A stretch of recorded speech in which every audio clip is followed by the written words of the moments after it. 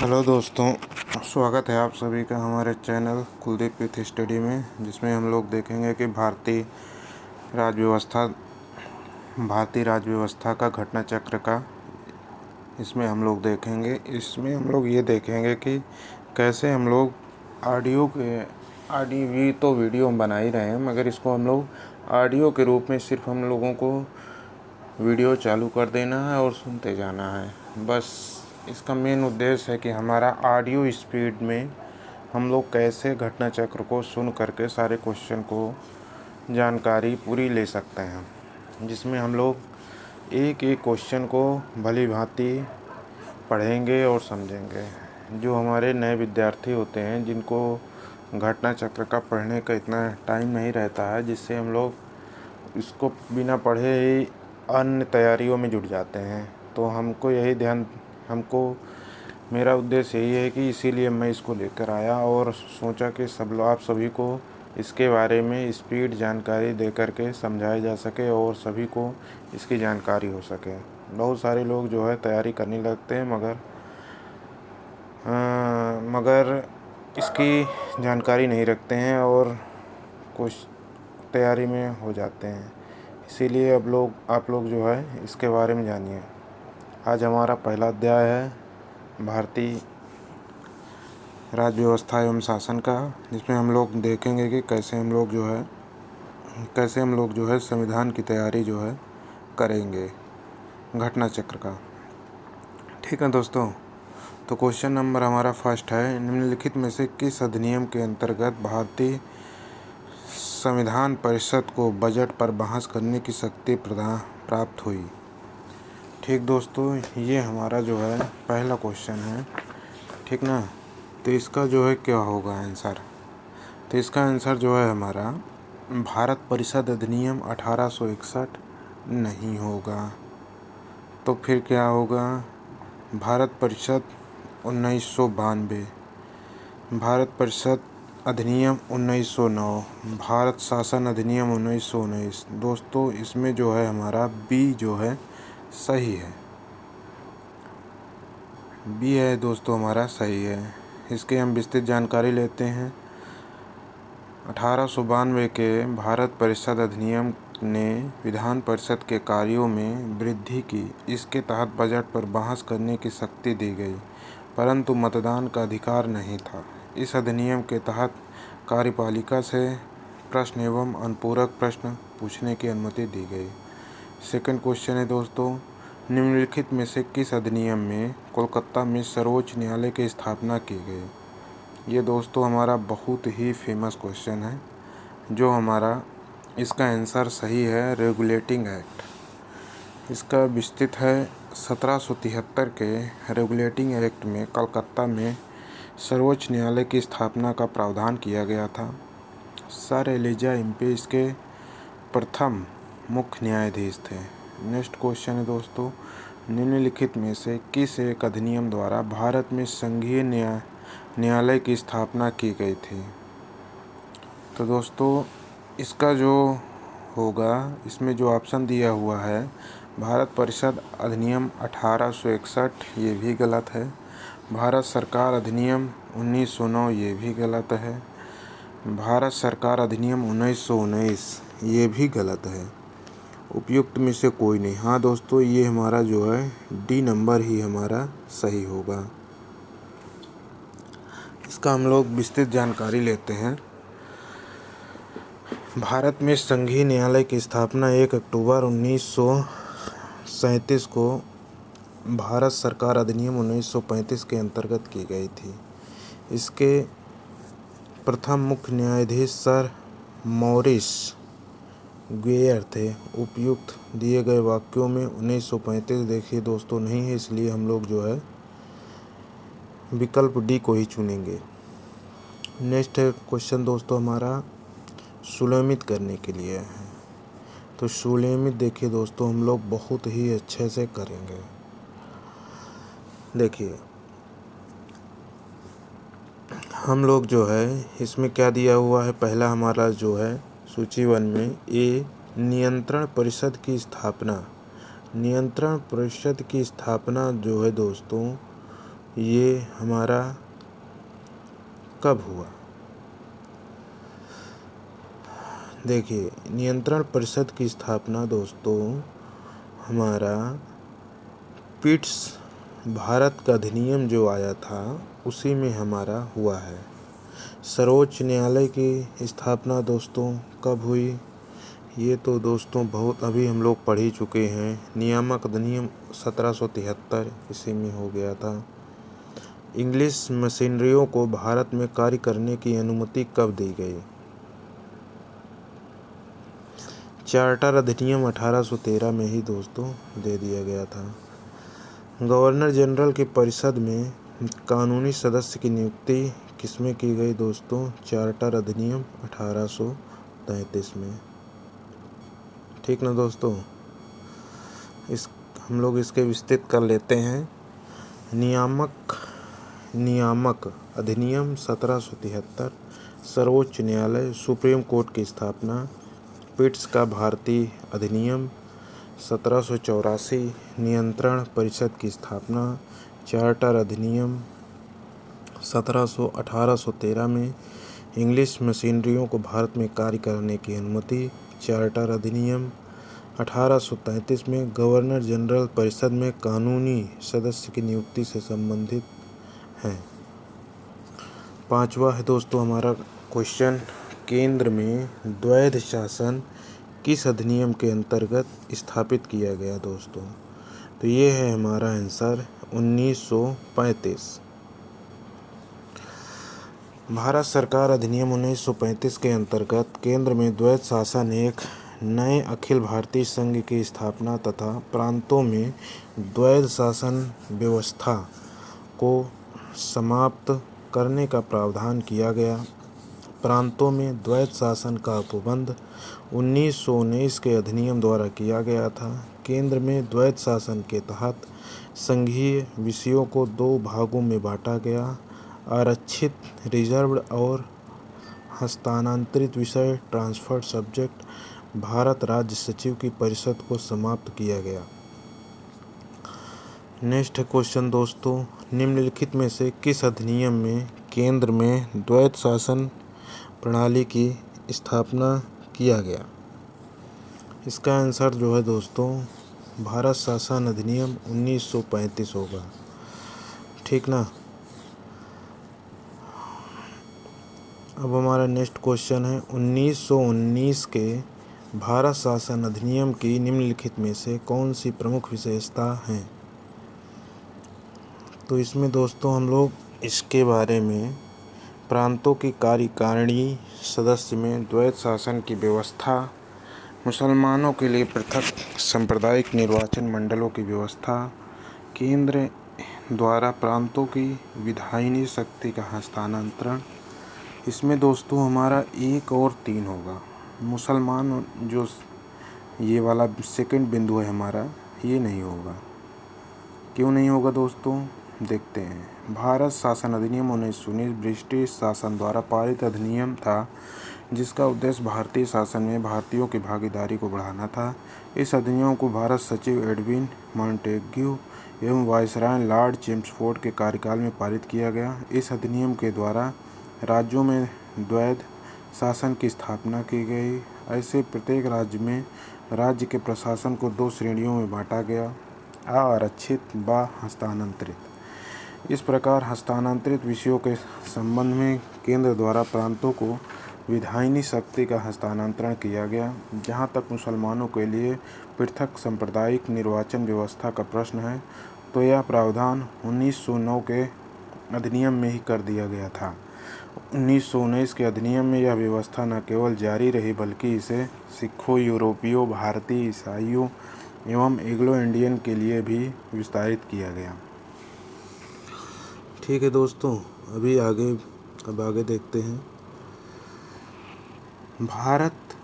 भारतीय विधान पालिका प्रथम बार द्विसदनीय बनाई गई। कब बनाई गई दोस्तों? 1919 में बनाई गई।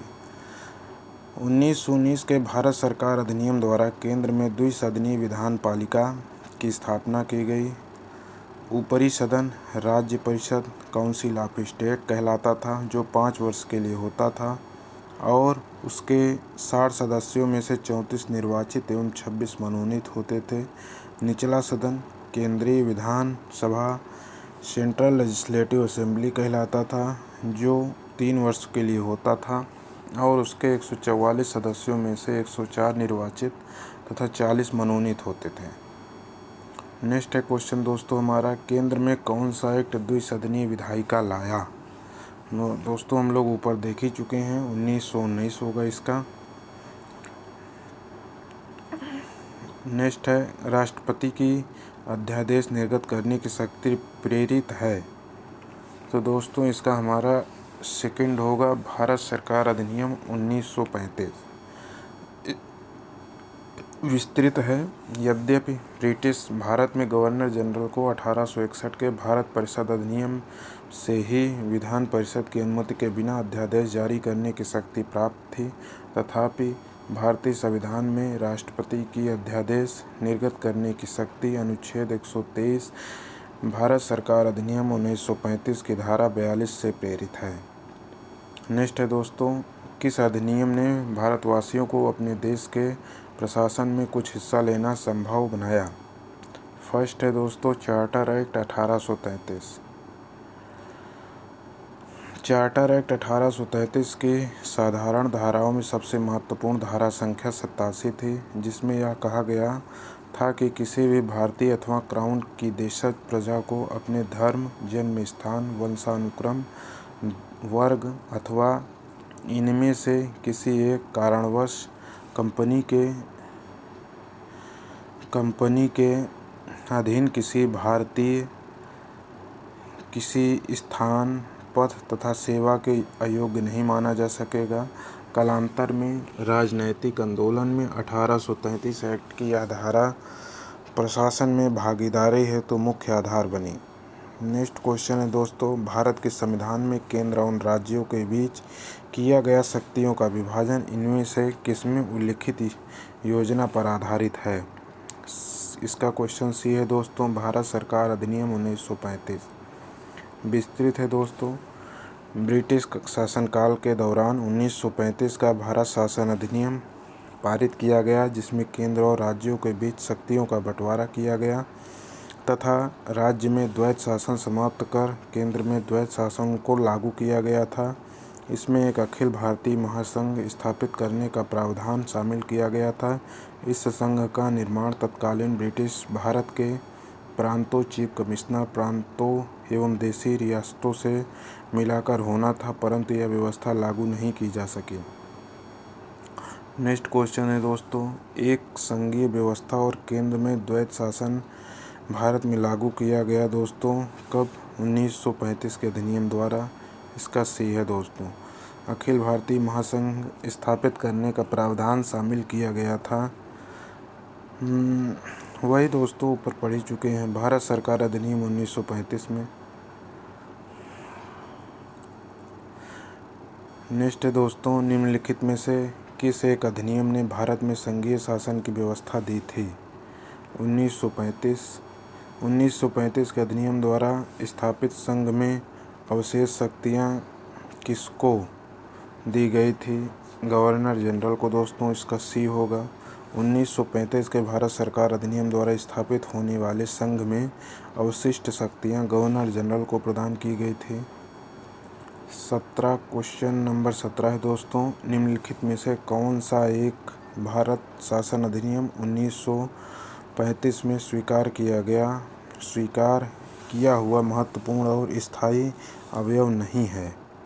इसका दोस्तों ए है भारत के एक लिखित संविधान। और सभी दोस्तों हैं। भारत शासन अधिनियम 1935 में देश के लिए एक लिखित संविधान का उल्लेख नहीं था। भारत के लिए संविधान का उल्लेख क्रिप्स मिशन में किया गया था। ये तीनों विकल्प भारत शासन अधिनियम 1935 में समाहित थे। नेक्स्ट है दोस्तों, निम्नलिखित अधिनियमों में से किस अधिनियम के फलस्वरूप वर्मा भारत से अलग हुआ। दोस्तों इसका सी है government of India act 1935। Government of India act 1935 के प्रावधानों के अनुरूप 1937 में बर्मा को भारत से अलग किया गया। दोस्तों एक निर्वाचित संविधान सभा द्वारा भारत के संविधान का निर्माण करने का प्रस्ताव किया गया था। दोस्तों सी है क्रिप्स मिशन द्वारा। एक निर्वाचित विधानसभा द्वारा भारत के संविधान का निर्माण करने द्वितीय विश्व युद्ध के समाप्त होने के पश्चात का प्रस्ताव सर्वप्रथम क्रिप्स मिशन 1942 द्वारा किया गया था। दोस्तों इसका क्वेश्चन नंबर 20 है, भारत में उपनिवेशी शासन के संदर्भ में 1883 में इल्बर्ट बिल का उद्देश्य था। दोस्तों इसका उद्देश्य था, ये जो है इसका सही होगा, जहाँ तक अदालतों को की दांडिक अधिकारिता का संबंध था, भारतीय तथा यूरोपीय लोगों को बराबरी पर रोकना। इसका नेक्स्ट क्वेश्चन है दोस्तों 21 नंबर, कैबिनेट मिशन योजना के अंतर्गत संविधान निर्मात्री परिषद में प्रत्येक प्रांत को आवंटित सदस्य संख्या निर्धारित करने के लिए एक प्रतिनिधि कितनी जनसंख्या के अनुपात में था। एक प्रतिनिधि दोस्तों जो है इसमें 10 लाख व्यक्तियों पर एक प्रतिनिधि थे उस समय। नेक्स्ट है दोस्तों, कैबिनेट मिशन 1946 में भारत आया था। मिशन ने अपनी रिपोर्ट में संविधान सभा के गठन का एक सूत्र प्रस्तुत किया, जिसके आधार पर संविधान सभा निर्वाचित होनी थी और प्रांतों का प्रतिनिधित्व जनता के आधार पर होना था। इसके तहत मोटे तौर पर प्रति 10 लाख व्यक्तियों के ऊपर एक प्रतिनिधि के निर्वाचन की व्यवस्था प्रस्तावित थी। नेक्स्ट क्वेश्चन है, भारतीय संविधान सभा का गठन किया गया था कैबिनेट मिशन योजना 1946 के अंतर्गत। दोस्तों इसका आंसर सी होगा, भारतीय संविधान सभा का प्रतिनिधिक निर्वाचन के आधार पर गठन कैबिनेट मिशन योजना 1946 के अंतर्गत किया गया था। नेक्स्ट क्वेश्चन है दोस्तों, 1946 में निर्मित अंतरिम सरकार ने कार्यपालिका परिषद के उपसभापति थे दोस्तों जवाहरलाल नेहरू। 24 अगस्त 1946 को अंतरिम राष्ट्रीय सरकार की घोषणा इस व्यवस्था के साथ की गई थी कि अंतरिम सरकार 2 सितंबर 1946 को कार्यभार संभालेगी। वायसराय इसमें कार्यपालिका परिषद का पदेन अध्यक्ष था तथा जवाहरलाल नेहरू को उपाध्यक्ष या उपसभापति बनाया गया। नेक्स्ट क्वेश्चन है दोस्तों, निम्नलिखित में से कौन अगस्त 1946 में गठित प्रथम अंतरिम राष्ट्रीय सरकार का सदस्य नहीं था। तो दोस्तों इसमें जो है आंसर इसका होगा सी, डॉक्टर एस राधाकृष्ण। और इसका विस्तृत है दोस्तों, कैबिनेट मिशन योजना के आधार पर 24 अगस्त 1946 की घोषणा के तहत नवनिर्वाचित विधानसभा में से 2 सितंबर 1946 को भारत की अंतरिम सरकार का गठन किया गया। इसमें सी राजगोपालाचारी शिक्षा मंत्री, डॉक्टर राजेंद्र प्रसाद खाद्य एवं कृषि मंत्री, जगजीवन राम श्रम मंत्री, जबकि डॉक्टर एस राधाकृष्ण इस समय अंतरिम राष्ट्रीय सरकार के सदस्य नहीं थे। दोस्तों नेक्स्ट क्वेश्चन है 25 नंबर, वेवेल योजना के अनुसार कार्यकारी परिषद में हिंदू और मुस्लिम सदस्यों की संख्या समान होती थी। वेवेल का विचार था कि ऐसी व्यवस्था से भारत का बंटवारा बच जाता। तो दोस्तों इसमें कथन सही है पर कारण गलत है। इसका विस्तृत हम लोग देखते हैं। अक्टूबर 1943 ईस्वी में लॉर्ड लिनलिथगो के स्थान पर विस्काउट वेवेल वायसराय और गवर्नर जनरल नियुक्त किए गए थे। वे भारतीय संवैधानिक गतिरोध को दूर करने के उद्देश्य से मई 1945 में लंदन गए। वहां उन्होंने भारतीय प्रशासन के संबंध में ब्रिटिश सरकार से विस्तार से बात की तथा कुछ प्रस्ताव रखे। जून 1945 में उन प्रस्तावों को वेवेल योजना के नाम से सार्वजनिक किया गया। वेवेल योजना के प्रस्ताव में कार्यकारिणी में मुसलमान सदस्यों की संख्या हिंदुओं को बराबर होना, परिषद में वायसराय तथा कमांडर इन चीफ को छोड़कर सभी सदस्यों का भारतीय होना, शीघ्र ही शिमला में एक सम्मेलन का बुलाया जाना तथा युद्ध समाप्ति के पश्चात भारतीयों के लिए खुद का संविधान बनाया जाना इत्यादि प्रावधान शामिल थे। वेवेल योजना का उद्देश्य राजनीतिक गतिरोध दूर करना, भारत को पूर्ण स्वशासन की दिशा में आगे बढ़ाना और संवैधानिक गतिरोध दूर करना। इसका उद्देश्य कहीं से भी हिंदू मुस्लिम एकता को दृढ़ करना नहीं था जिससे भारत का विभाजन रुक सके, अतः कथन सत्य है पर कारण गलत है। नेक्स्ट क्वेश्चन है दोस्तों हमारा क्वेश्चन नंबर 26 है। भारत के लिए संविधान की रचना हेतु संविधान सभा का विचार निम्नलिखित में से सर्वप्रथम किसने प्रस्तुत किया? तो दोस्तों इसमें जो है हमारा आंसर ए होगा, स्वराज पार्टी ने 1934 ईस्वी में।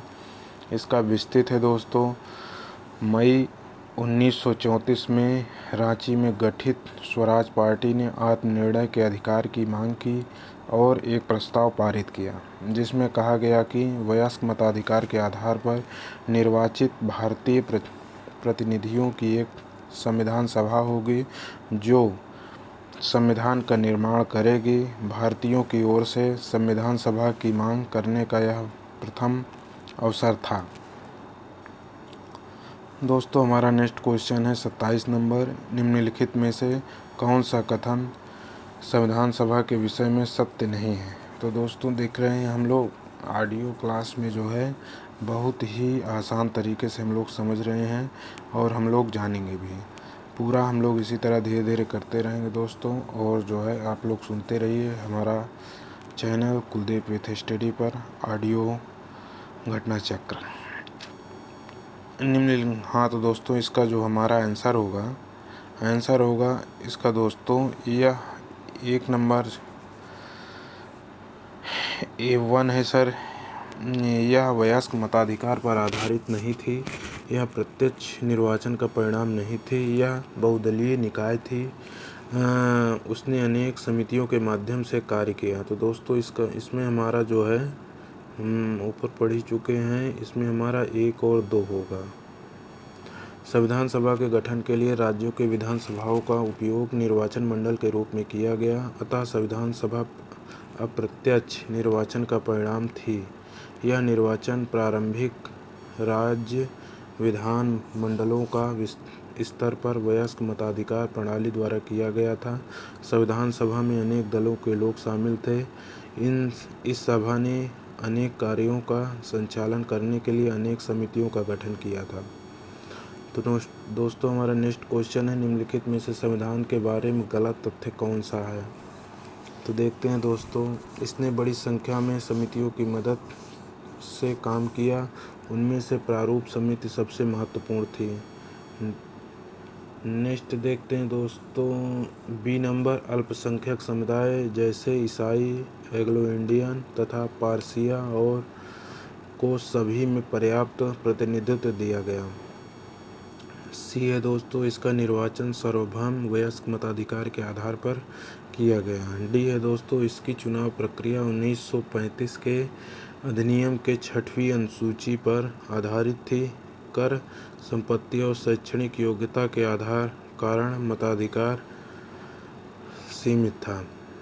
तो दोस्तों इसका जो आंसर होगा सी होगा, इसका निर्वाचन सार्वभौम वयस्क मताधिकार के आधार पर किया गया। विस्तृत देखते हैं दोस्तों, संविधान सभा के सदस्यों का निर्वाचन प्रांतीय विधानसभाओं के सदस्य द्वारा अप्रत्यक्ष निर्वाचन के लिए हुआ था दोस्तों, न कि सार्वभौम वयस्क मताधिकार के आधार पर प्रत्यक्ष किया गया था। दोस्तों इसका नेक्स्ट क्वेश्चन है, भारत के संविधान का प्रारूप तैयार करने वाली संविधान सभा के सदस्य को इसका सी है दोस्तों, विभिन्न प्रांतों की विधानसभाओं द्वारा चुना गया। विस्तृत है दोस्तों, विभिन्न प्रांतों के लोगों ने वयस्क मताधिकार के आधार पर विधानसभाओं का निर्वाचन किया। इन विधान सभाओं के सदस्यों द्वारा पुनः संविधान सभा के सदस्यों का निर्वाचन हुआ। इस प्रकार संविधान सभा के सदस्य विभिन्न प्रांतों की विधानसभाओं द्वारा अर्थात अप्रत्यक्ष निर्वाचन द्वारा निर्वाचित किए गए थे। नेक्स्ट क्वेश्चन है दोस्तों, भारतीय इतिहास के संदर्भ में प्रांतों से भारतीय सभा के सदस्य थे। दोस्तों बताइए इसमें, इसका हमारा सी होगा, प्रांतीय विधानसभाओं द्वारा निर्वाचित हुए थे। विस्तृत है दोस्तों। कैबिनेट प्रतिनिधिमंडल 1946 द्वारा सिफारिश की गई योजना के अनुसार प्रांतीय विधानसभाओं के सदस्यों द्वारा अप्रत्यक्ष निर्वाचन से संविधान सभा के सदस्य निर्वाचित हुए थे। 1935 के अधिनियम के अनुसार मताधिकार कर शिक्षा एवं संपत्ति के अधिकार पर सीमित था। नेक्स्ट क्वेश्चन है दोस्तों, संविधान सभा में सदस्यों का चुनाव कैसे हुआ था? तो इसका दोस्तों डी होगा हमारा, प्रांतीय सभाओं द्वारा। संविधान सभा के चुने हुए स्थायी अध्यक्ष थे दोस्तों डॉक्टर राजेंद्र प्रसाद। 9 दिसंबर 1946 को संविधान सभा की प्रथम बैठक की अध्यक्षता अस्थायी अध्यक्ष डॉक्टर सच्चिदानंद सिन्हा ने की थी। 11 दिसंबर 1946 को संविधान सभा ने डॉक्टर राजेंद्र प्रसाद को निर्विरोध संविधान सभा के स्थायी अध्यक्ष के रूप में निर्वाचित किया गया। नेक्स्ट क्वेश्चन है दोस्तों, भारत की संविधान निर्मात्री सभा के अध्यक्ष कौन थे? Doctor Rajendra Prasad. Next question है दोस्तों, स्वतंत्र भारत की संविधान सभा के अध्यक्ष कौन थे? डॉक्टर राजेंद्र प्रसाद। भारतीय संविधान सभा की स्थापना की गई 9 दिसंबर 1946 को। विस्तृत है दोस्तों, भारतीय संविधान सभा की स्थापना 9 दिसंबर 1946 को उसकी प्रथम बैठक के आरंभ होने के साथ हुई थी। 20 दिसंबर 1946 को वायसराय ने निर्वाचित प्रतिनिधियों को निमंत्रित किया। वे 9 दिसंबर 1946 को संविधान सभा की पहली बैठक में उपस्थित हों। संविधान सभा का गठन कब हुआ था दोस्तों? दिसंबर 1946 में। भारत की संविधान सभा का प्रथम अधिवेशन कब हुआ? 9 दिसंबर 1946 को। संविधान सभा विस्तृत है दोस्तों इसका। संविधान सभा का प्रथम अधिवेशन 9 दिसंबर 1946 को हुआ था। इसमें 207 सदस्यों ने भाग लिया। दोस्तों, भारतीय संविधान सभा की पहली बैठक कब हुई दोस्तों? 9 दिसंबर 1946 को। रिपीटेड है क्वेश्चन। भारतीय संविधान सभा का नेक्स्ट क्वेश्चन है दोस्तों, संविधान सभा की प्रथम बैठक की अध्यक्षता किसने की? डॉक्टर सच्चिदानंद। तो दोस्तों अब हम लोग यहीं पे समाप्त करते हैं और हम लोग जो है आगे देखेंगे। क्वेश्चन नंबर 39 हम लोग देख लिए हैं। छोटा छोटा हम लोग वीडियो बनाएंगे दोस्तों, नहीं तो वो होगा। अब हम लोग जो है दोस्तों नेक्स्ट वीडियो में देखेंगे कि इसके आगे बहुत सारे क्वेश्चन हैं। हम लोग बहुत फास्ट रिवीजन करेंगे दोस्तों, देखेंगे कि हमारा कितना जल्दी होता है। ठीक दोस्तों, अब यहीं समाप्त करते हैं। नमस्कार, जय हिंद।